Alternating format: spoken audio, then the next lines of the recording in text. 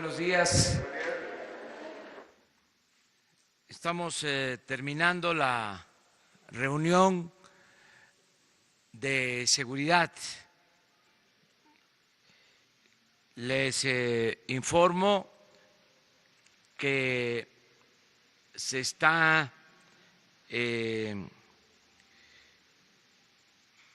obteniendo información sobre los delitos cometidos en todo el país con un sistema que se está estableciendo porque no existe un sistema de información que reporte la incidencia delictiva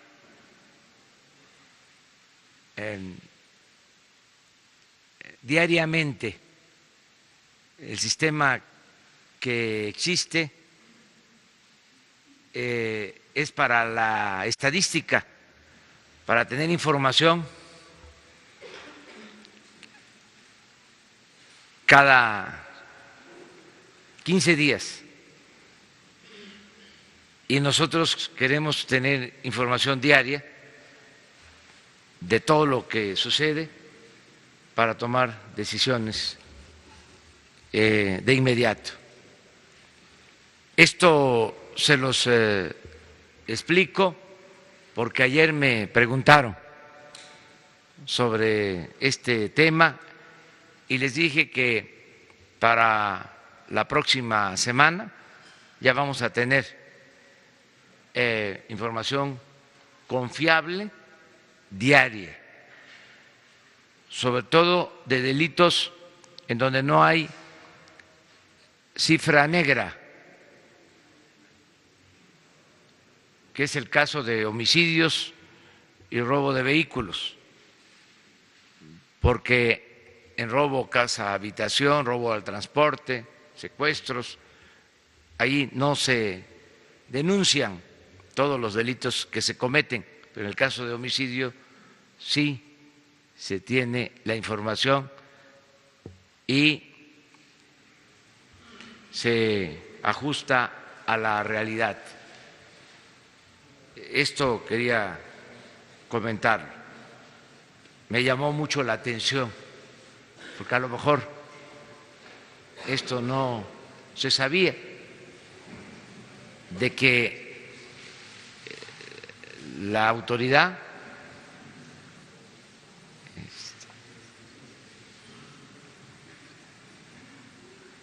más importante en la jerarquía del Poder Ejecutivo no contara con información diaria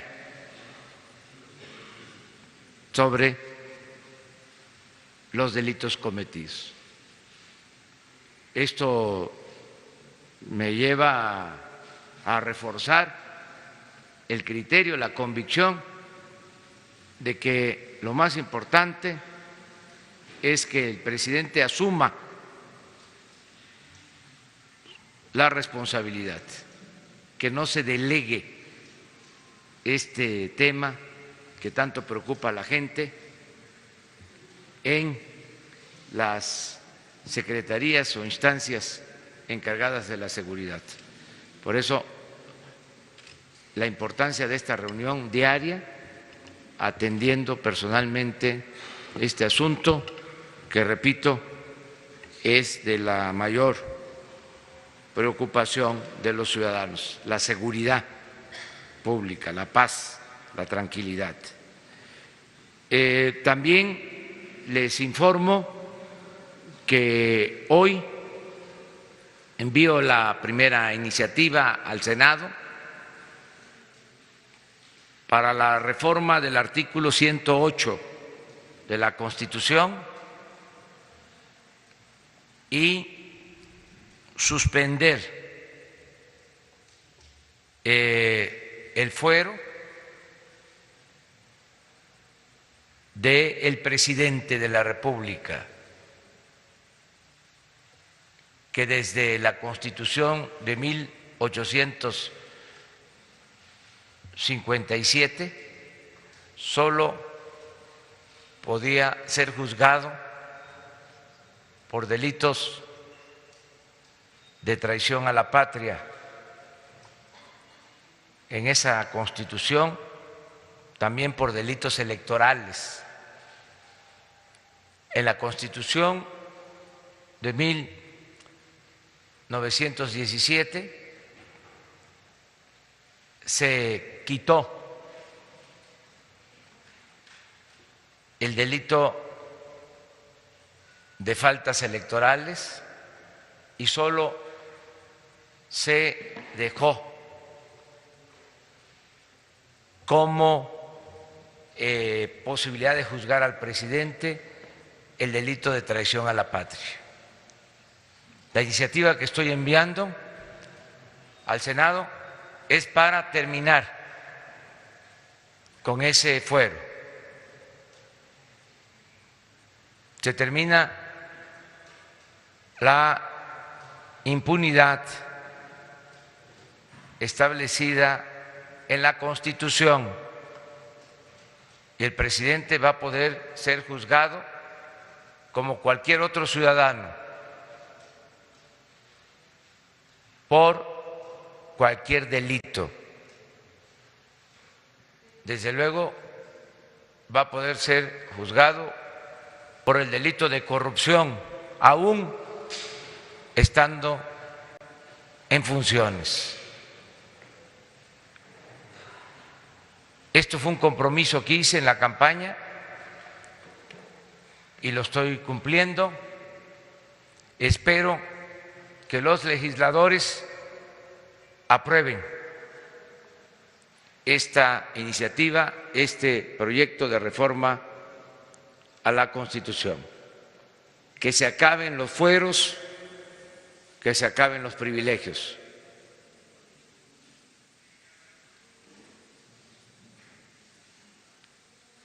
Es lo que quería comentarles. También con esto termino, para que ustedes puedan preguntar lo que consideren. Termino diciéndoles que ayer, primer día de la semana, hubo muy buena respuesta en lo financiero. No hubieron desequilibrios en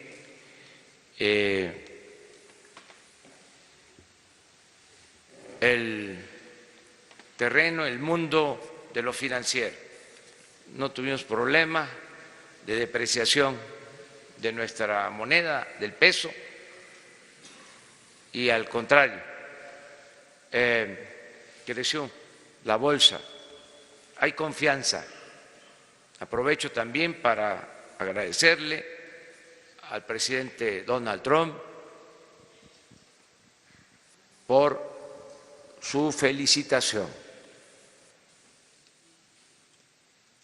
Hay un buen ambiente en el país y hay confianza.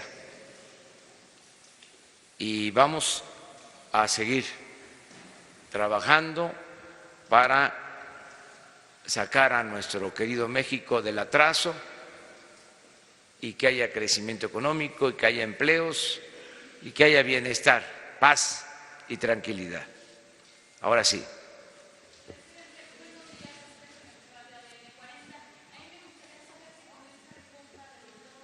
¿Hay confianza para no llegar a tribunales? Pues les van a explicar el día de hoy los servidores públicos de Hacienda. Ellos ayer me informaron que se tomó esta decisión para dar cumplimiento al compromiso que hicimos de proteger a inversionistas, y se está cumpliendo con ese compromiso de proteger a los poseedores de bonos, a inversionistas en general. Es nuestra palabra empeñada de que no iban a tener ningún problema en lo económico, en lo financiero, y vamos a cumplir, y por eso se está procediendo de esa manera, pero ellos les van a explicar más sobre el tema. La primera sobre... Buenos días, Cédric Raciel de Reforma. Dos preguntas. La primera sobre los bonos. ¿Qué opina usted del riesgo de que el precio de los bonos se encarezca tanto, ya que ayer cerraron de 77 pesos, me parece, por bono a 80 pesos después del anuncio de que se iba a hacer la recompra? ¿Qué tal si los tenedores de bonos aumentan tanto el precio y comienza una especulación que se vuelve impagable o muy caro ya? Más caro cancelar que continuar la construcción del aeropuerto. Y segunda, hoy usted tiene una reunión con los gobernadores, es la primera que tiene después de un ambiente en medios de que los gobernadores manifestaban su desacuerdo con varias decisiones del Ejecutivo, una de ellas los superdelegados, principalmente esa, ¿no? Ahí parece que encabezados por el gobernador de Jalisco, Alfaro. ¿Cómo llega usted a esta reunión con los gobernadores? ¿Es tersa? ¿Y qué mensaje les puede dar? Bueno, en el primer caso, considero que los servidores públicos de Hacienda, el secretario de Hacienda, puede informarles con amplitud. Yo opino de que aplica el libre mercado en la economía, que no se puede por decreto, por decisión política, regular el mercado, que esto depende de inversionistas, de los que participan en el mundo financiero, y estamos a favor del libre mercado. Eso es lo que puedo yo comentar, y ellos pueden explicarles más sobre esto. Acerca de la reunión con los gobernadores, en efecto, hoy tenemos una reunión con los gobernadores, no hay ningún problema, porque pues somos nosotros respetuosos de la soberanía de los estados, y se van a cumplir con los compromisos que tenemos de conformidad con la ley. Se les tienen que transferir sus recursos, sus participaciones federales. Eso es lo que se va a informar el día de hoy. Acerca de sus posturas, si aceptan o no aceptan lo de la Guardia Nacional, pues están en su derecho de manifestarse. Nosotros somos respetuosos de todos, más cuando se trata de autoridades estatales.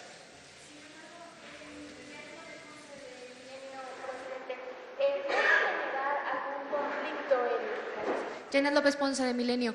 ¿No va a generar algún conflicto en su estrategia de seguridad el que, por ejemplo, ayer la gobernadora de Sonora ni siquiera acudió a la instalación de este Consejo Nacional? Aureoles amenaza con que incluso va a ir a la Suprema Corte en contra de estos superdelegados. ¿Hay otra estrategia para estos estados en los que quizá los gobernadores no acepten participar con el gobierno federal? Es que hay que aclarar de que se trata de una estrategia del gobierno federal. Es nuestra responsabilidad.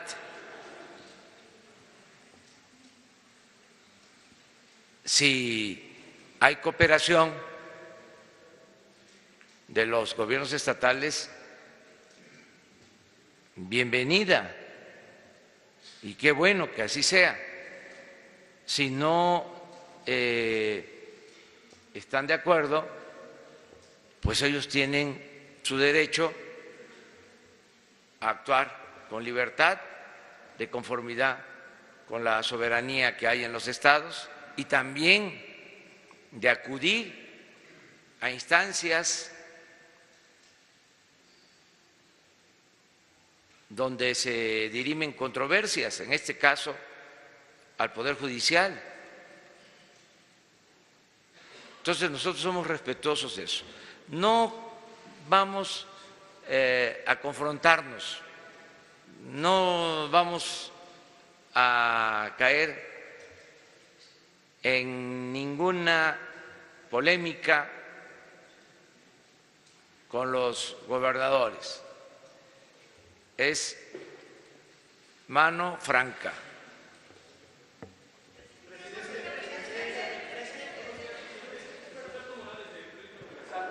Hoy se da a conocer que que servidores públicos del Poder Judicial han presentado casi 3,000 amparos en contra de la ley de remuneraciones. Tienen miedo de ser detenidos. Preguntarles su opinión, y ellos también consideran que el bajar los salarios puede abrir espacios a la corrupción. Conocer su opinión, presidente. Pues ya también sobre eso hemos hablado. Hicimos nosotros el compromiso de bajar los sueldos de los altos funcionarios públicos para aumentar los sueldos de los servidores públicos de abajo, que ganan muy poco. Entonces, se bajan los sueldos de los de arriba para aumentar los sueldos de los de abajo. Es justicia laboral. Si esto no les parece justo a los funcionarios públicos, servidores públicos del más alto nivel de los tres poderes, pues tienen su derecho a manifestarse también, como lo están haciendo, y la autoridad competente va a resolver. Lo que yo sí creo es que hubo un cambio y se va a aplicar una política de austeridad. Y aquí recuerdo lo que decía el presidente Juárez. El presidente Juárez decía que el servidor público tenía que aprender a vivir en la justa medianía. Por eso la diferencia entre funcionario y servidor, Morelos decía, siervo de la nación. El servicio público no es para hacer dinero, es para servir a los ciudadanos. De todas maneras, de todas formas, tienen libertad para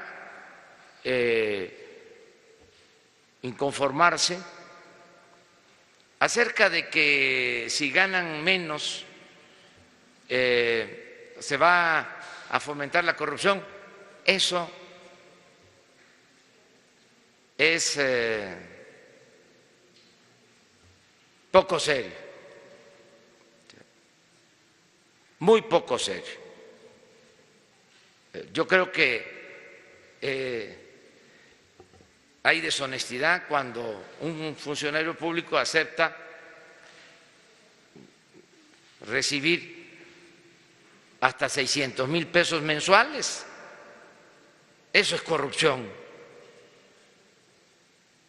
En un país con tanta pobreza, si un servidor público quiere ganar, como sucedía, 600,000 pesos mensuales, pues eso es un acto de deshonestidad.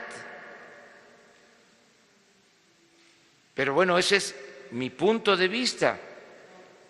Yo respeto el derecho a disentir. Hay que ver cuánto ganan los servidores públicos en otros países. Yo recuerdo que hace un año que escribí un libro, hice una investigación y los altos funcionarios públicos de México eran de los mejores pagados del mundo. Esto no puede seguir sucediendo, pero insisto, hay un auténtico Estado de Derecho, no de chueco. No, pero vamos a resolver. O sea, y además se va a argumentar y la autoridad competente resuelve y no hay ningún problema.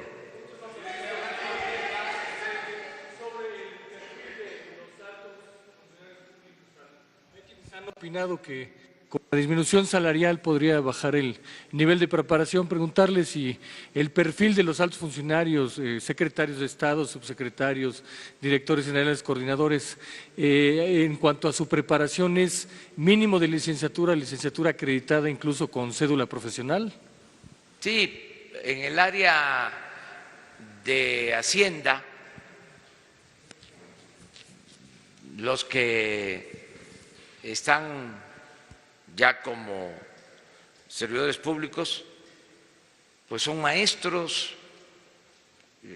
tienen grados de doctor, de economía, mujeres y hombres. Los funcionarios, servidores públicos del actual gobierno, tienen muy buen nivel académico. Además, les pongo otro ejemplo. ¿Cuánto gana un maestro de tiempo completo en la UNAM, en el Poli, en la Metropolitana, en el ITAM, en el Tecnológico? Cuando mucho, 120,000 pesos. Y no es lo mismo un secretario, no solo va a ganar 105,000 pesos mensuales, sino va a tener la gran satisfacción de estar sirviendo al pueblo. No solo de pan vive el hombre, lo material no es la felicidad, no es el dinero la felicidad. La felicidad es estar bien con uno mismo, estar bien con nuestra conciencia, estar bien con el prójimo. No es el dinero, no son los títulos, es el estar sirviendo a los demás. Eso es lo que nos hace felices. Es una concepción distinta. Más, es servicio público. ¿No les parece porque es poco dinero? Pues entonces existe el sector privado que tampoco pagan mucho, porque todo esto es fantasioso, hay muchos mitos. Pregunten cuánto gana un servidor o un gerente en una empresa, en un banco. No crean que ganan mucho. Claro, hay en el sector privado ciertos directivos que sí ganan mucho, pero la mayoría de la gente que trabaja en el sector privado no tiene muchos sueldos. Es el caso de las universidades. Ustedes, qué bueno que tratamos el tema. A ver, que levanten la mano, ¿quién gana 105,000 pesos mensuales? Ah, te rayaste, ¿eh?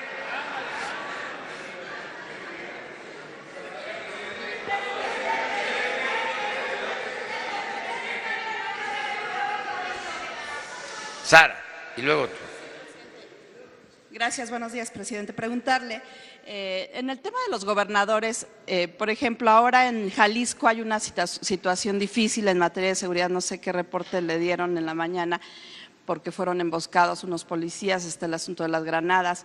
Y, por ejemplo, el gobernador Alfaro, el próximo gobernador, pues no hay buena relación en el tema de los superdelegados, considera que hay una invasión.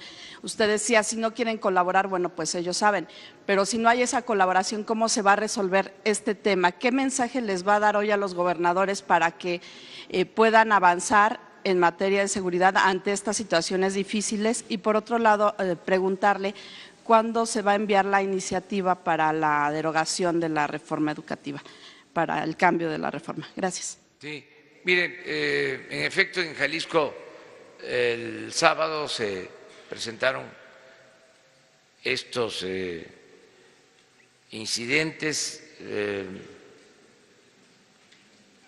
lo de la embajada, y se está atendiendo por la Fiscalía General, el asunto no pasó a mayores, tenemos esa información y también tenemos el informe de policías asesinados en Jalisco. Les puedo decir que del informe de la mañana son los 2 estados donde se registraron más hechos violentos, Jalisco y Michoacán. Nosotros tenemos que cumplir con nuestra responsabilidad y atender estos casos. Lo otro es una polémica que todavía no tiene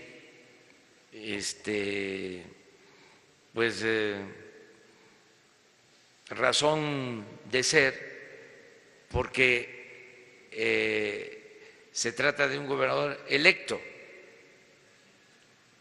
El que tiene la responsabilidad es el gobernador actual en este tema. Cuando él tome posición, pues vamos a establecer comunicación, pero pues está muy claro el que hay delitos del fuero común y delitos del fuero federal, y cada gobierno tiene que atenderlos. Si se da la coordinación, muy bien; si no se acepta, pues cada quien se tiene que ocupar de lo que le corresponde. Acerca de la reforma para cancelar la mal llamada reforma educativa, pues va a ser posiblemente la semana próxima. Ya se tiene elaborado el proyecto, hay un consenso de maestros que nos están ayudando en la elaboración para cumplir también con este compromiso. Isabel y luego.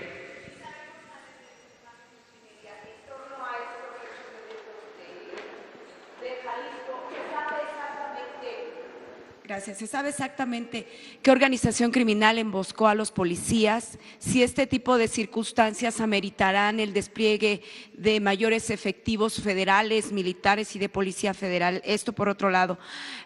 Ha tenido ya, presidente, 2 reuniones con su gabinete de seguridad. ¿Qué le han dicho los funcionarios más informados de este país, además del presidente, sobre el mapa del narcotráfico. ¿Qué papel ocupa el cártel de Jalisco Nueva Generación en ese mapa y cómo se está moviendo el cártel de Joaquín Guzmán Loera en nuestro país, aún con su juicio vigente? Y finalmente, ¿cuál es el perfil del ministro o ministra que va a ocupar la vacante que dejó el ministro José Ramón Cosío? Gracias. ¿Y cuándo enviaría esto al Senado? Sí, bueno, yo estoy muy satisfecho y seguro de contar con un gabinete de seguridad de mujeres y de hombres con experiencia y con deseos de ayudar para garantizar la paz y la tranquilidad en el país. Me siento muy respaldado por el Gabinete de Seguridad. Son de primer orden los integrantes del Gabinete de Seguridad. Y sí quiero hacer una precisión. Vamos a atender, desde luego, todas las demandas de que haya paz, de que haya tranquilidad. Se va a combatir la inseguridad, la violencia, pero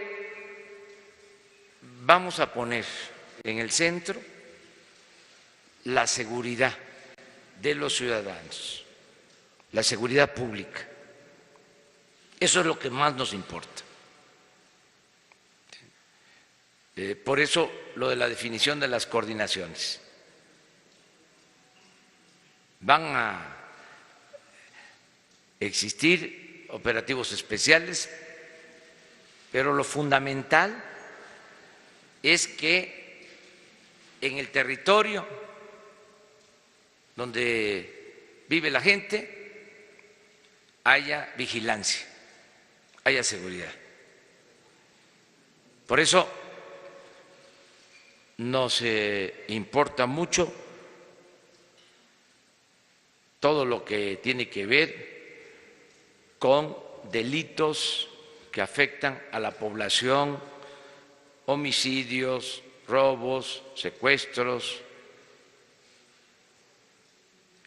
Esto es lo principal. No quiere decir que no se vaya a atender lo otro, pero lo más importante es la seguridad para los ciudadanos. Acerca de la propuesta para la sustitución de el ministro que termina, se jubila en la Corte, ya en su momento vamos a presentar la terna al Senado, como lo establece el procedimiento. Van a ser abogados, obviamente, mujeres, hombres, con integridad, con principios, honestos. Nos corresponde a nosotros hacer esta propuesta al Poder Legislativo y vamos a cuidar de que sean personas íntegras, honestas, que cumplan con el propósito de impartir justicia, para que así el Poder Judicial tenga buenos jueces y se imparta justicia.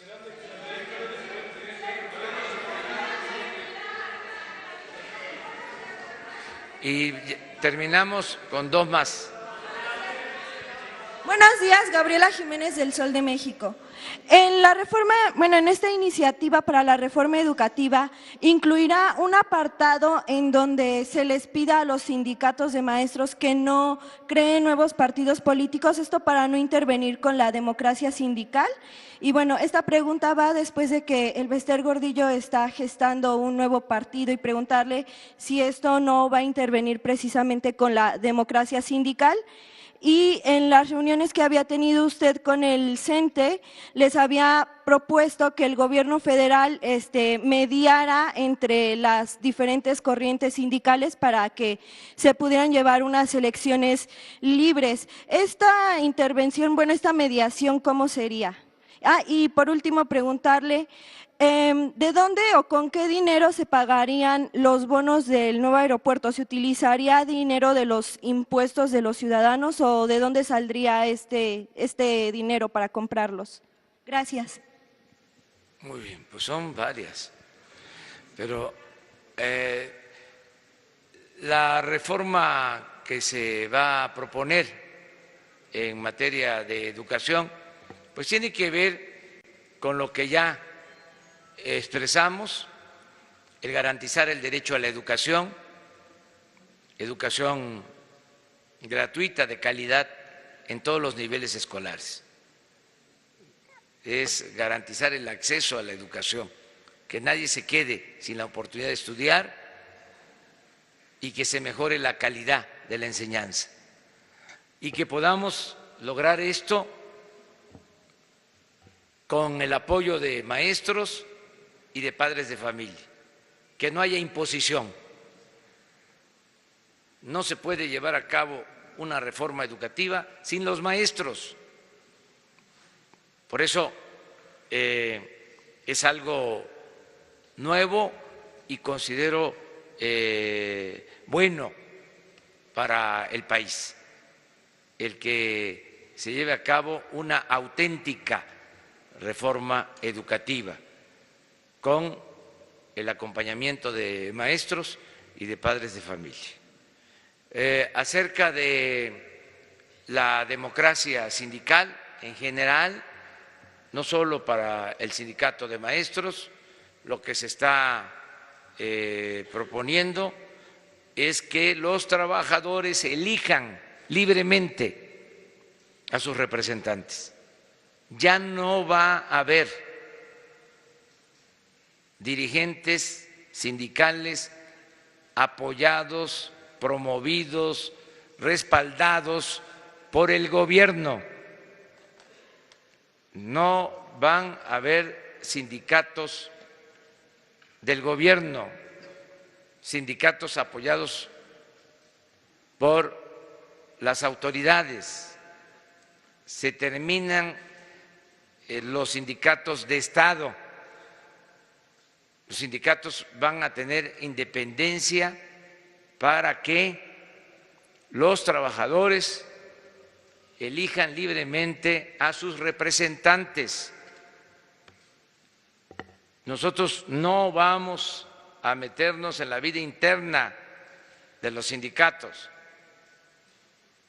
Van a ser los trabajadores. Lo que vamos a procurar es que haya democracia sindical, que no haya imposiciones, que el voto sea libre y secreto. Eso es lo que le corresponde supervisar, vigilar a la Secretaría del Trabajo. Esa es la función. Si podemos ayudar en la conciliación para que haya democracia sindical, estamos dispuestos a hacerlo, pero a solicitud de las partes, no de manera oficiosa. Si las partes piden que intervenga la Secretaría del Trabajo, lo haremos buscando la conciliación buscando que de manera democrática se renueven las direcciones sindicales. Dos más. Buenos días. Ayer nos comentaba que no se va a hacer ningún acuerdo ilegal en este planteamiento del desarme del crimen organizado, pero a mí me gustaría si nos pudiera explicar entonces cuál va a ser la estrategia de acercamiento, es decir, ¿van a esperar que sean ellos quienes busquen este posible perdón, indulto o amnistía, o cómo van a llegar a ellos? ¿Será atacando las finanzas? ¿Cómo está planteada esta estrategia del desarme, señor? Ya se dio a conocer un plan hace algunos días, el plan para la paz y la seguridad. Ahí viene expuesto lo que nos estás preguntando. Desde luego es un proceso. Nosotros vamos a estarles informando aquí poco a poco. A ver, él.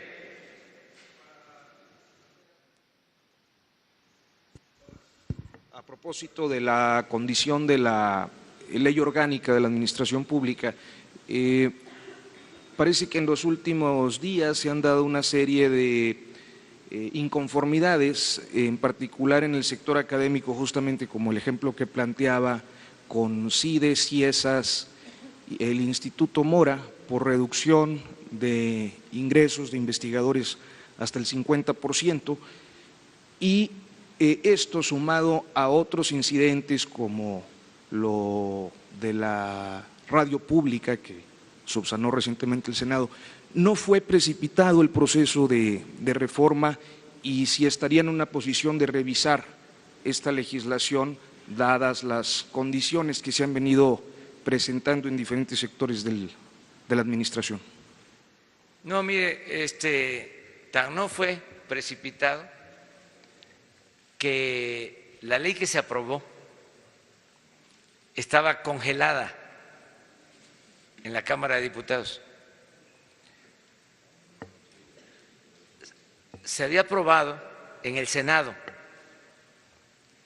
hace 10 años aproximadamente. Les doy el dato más tarde.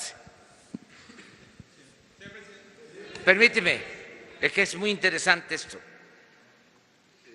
Se aprobó, era Pablo Gómez senador, y luego se aprueba en el Senado y pasa a la Cámara de Diputados, y ahí se congela y tarda pues 10 años.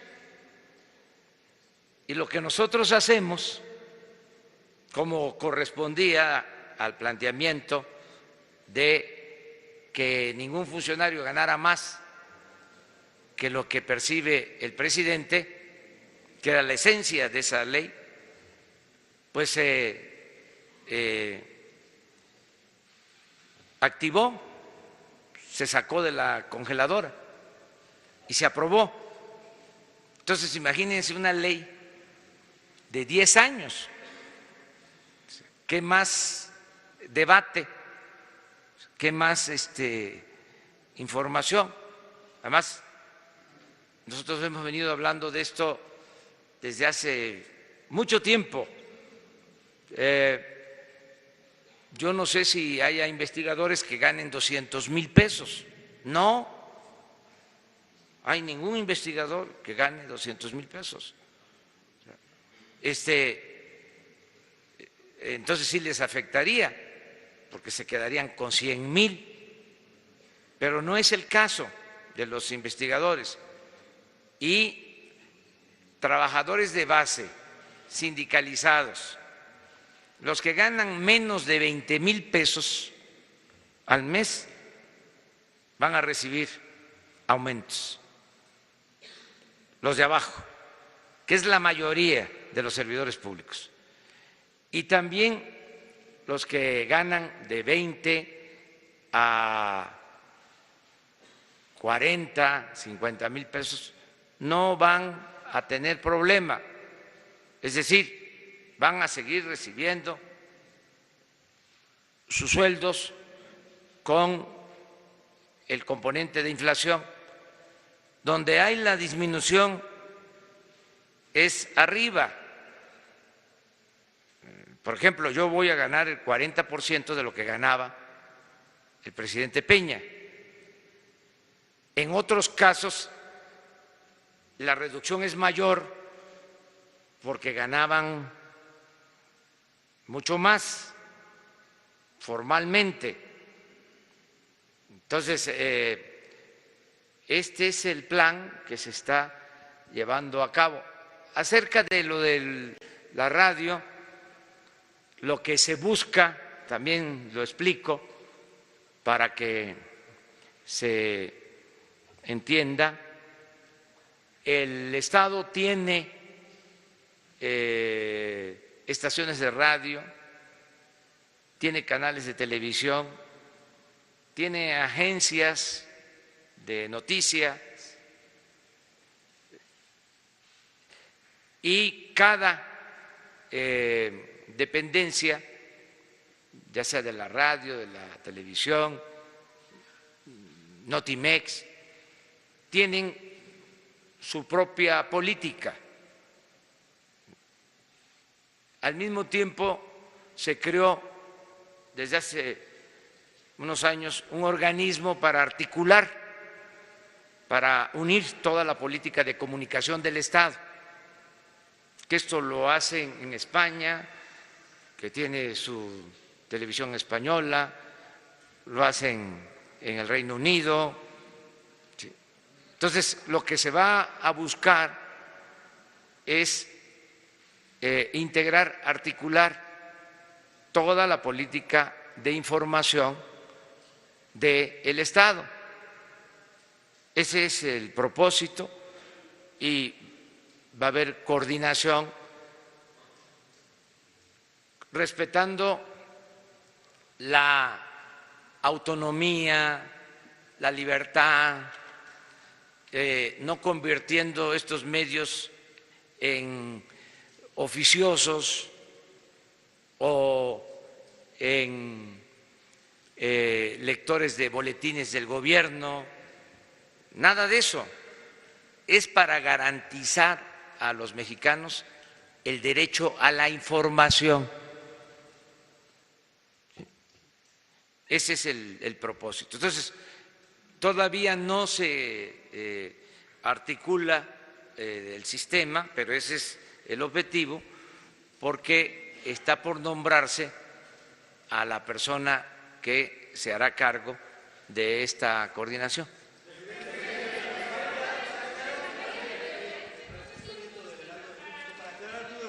¿Qué es lo que pueden y no pueden hacer los delegados? Se lo pregunto porque los gobernadores los ven como una amenaza, como candidatos directos a gobernadores.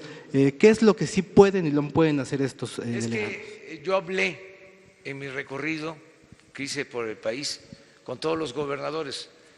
A ustedes les consta, porque muchos de los que están aquí me acompañaron. Entonces, antes de ir al acto en la plaza pública, yo tenía un encuentro con el gobernador y ahí hablábamos, y un tema era acerca del papel de los delegados. Nadie puede decir que no les expliqué de qué se trataba, incluso en algunos casos hasta públicamente se menciona de que el delegado nunca le iba a faltar el respeto a la autoridad local, al gobernador, al presidente municipal. Es que hay otras cosas que yo entiendo también, pero yo eso se los dejo de tarea a ustedes, para que ustedes pues indaguen, investiguen, con todo respeto. Ustedes son mirones profesionales, son periodistas, pero muy buenos periodistas. Ahí termino con una. A ver. Señor presidente, Mark Stevenson, de la agencia de noticias AP. Los médicos cubanos que estaban en Brasil trabajando hasta Jair Bolsonaro, ¿ellos podrían venir a México? ¿Hay una negociación en ese sentido para traer los médicos cubanos a México? No, eso es una volada de nuestros adversarios, que los queremos mucho, pero que son muy mentirosos. Señor presidente, Shaila Rosagelde, sin embargo, retomando nada más para finalizar este tema. Ya terminamos aquí este contigo. tema de Jalisco y de la violencia, ¿cuánto tiempo estiman para que empiece a disminuir la violencia, pues este tipo de ataques armados? Ya estamos trabajando con eso. Yo les recuerdo que el plan nuestro tiene dos vertientes. Una que es para nosotros la más importante, la atención a las causas, es decir, que haya crecimiento económico, que haya empleo, bienestar, atención a los jóvenes, eso es lo más importante. Y la otra vertiente es lo que tiene que ver con lo coercitivo. En los dos casos van a haber resultados. O sea, estoy seguro de que van a mejorar las cosas en el país. Estoy confiado en eso, porque les decía, imagínense si no se tenía un sistema de información para saber lo que sucedía diariamente en materia de crímenes en el país.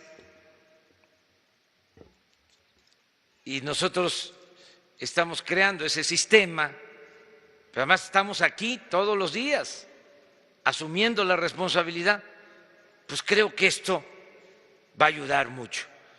Estas y otras medidas. Estaba desatendido el problema. Les pongo otro ejemplo, que es claro. De acuerdo a la Constitución,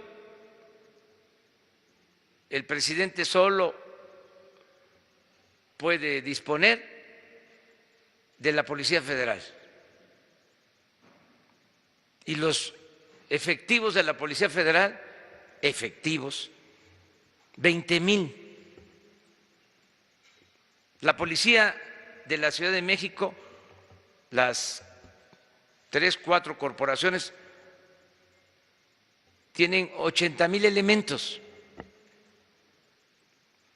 Y el presidente, de acuerdo a la Constitución, puede disponer de 20,000 para todo el país. O sea, ¿cómo está la gente? Pues en estado de indefensión, porque el uso del ejército, además, y el uso de la Marina se enfocó a operativos para el combate al crimen organizado y la seguridad pública y la seguridad de los ciudadanos se abandonó por completo. Entonces, eso es lo que está sucediendo y eso es lo que estamos ahora enfrentando y vamos a resolver. Por eso las coordinaciones para que en el territorio haya elementos y haya protección a la gente, a los ciudadanos. Son 266 coordinaciones territoriales, No podemos ahora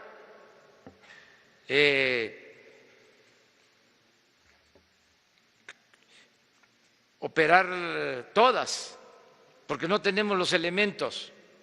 Va a ser un proceso. Ya empezamos con 150 coordinaciones en el territorio y vamos a irnos ampliando. Ayer el parte es que ya hay alrededor de 35,000 elementos en las coordinaciones. Y ahí vamos a ir avanzando y vamos a tener que reclutar, convocar a más elementos, porque también si se hace el análisis de cuántos policías por ciudadanos hay en México, estamos entre los países con menos policías por ciudadanos en el mundo. Entonces, se desatendió por completo este asunto y otros. Ya vamos a ir viendo, o sea, cómo está la salud, cómo está el sector energético, cómo está el campo. Fue un fracaso todo el periodo neoliberal. Es el equivalente a los 34 años del porfiriato, nada más que ahora son 36, 2 más, pero es lo mismo. No vamos a seguir con esa política que no ha dado resultados, lo dije el sábado, ni siquiera en términos cuantitativos. Nada más un dato: desde los años 30 del siglo pasado hasta los 80, el crecimiento de la economía de México, 6% anual. En el periodo neoliberal, 2% anual. Estamos hablando en términos cuantitativos, y que conste que crecimiento no es desarrollo. No estamos hablando de desarrollo, estamos hablando de crecimiento. Bueno, ni así dio resultados el modelo, ni en términos cuantitativos. Entonces, esto no se quiere ver y hay quienes quieren que mantengamos el mismo sistema de corrupción, de injusticias, de privilegios. Pues ya no, van a cambiar las cosas. Además, ya me lo dijeron en la calle, me lo dicen a cada rato, no vaya a fallar. O sea, no voy a fallar, o sea, va al cambio. Y yo entiendo pues que va a generar algunas molestias, pero como se ponen los letreros, cuando se están componiendo las calles, ¿sí? Disculpen las molestias que estas obras ocasionan, el cambio va. Muchas gracias, nos vemos mañana.